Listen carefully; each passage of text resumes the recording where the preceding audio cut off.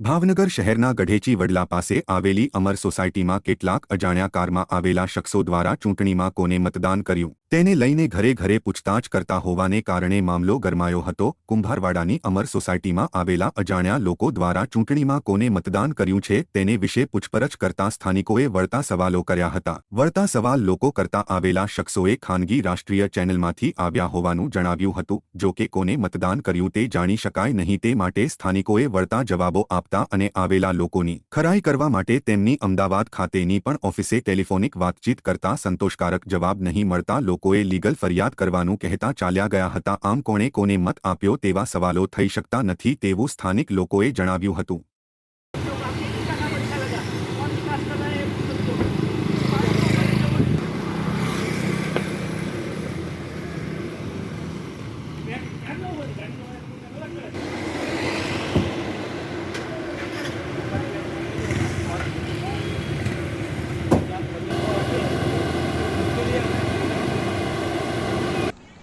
હમણાં એક private company વાળા તમને મતદાનની સખત પૂછવા આવ્યા હતા, શું પૂછતા હતા તમને? પૂછતા હતા કે તમે કોને મત આપ્યો, પણ અમે એમ કઈ તમારે પૂછવાનો અધિકાર જ નથી, અમે ઓલાનું નામ દઈ।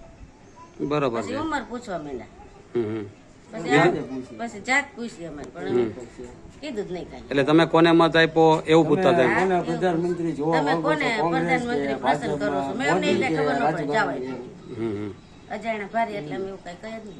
એટલે તમે આધાર કાર્ડ ને એવું કઈ માંગ્યું હતું? ના, એ માંગવાની તૈયારી જ કરતો પણ ભગાડી મૂક્યો ને એટલે પછી કઈ ન માંગ્યું।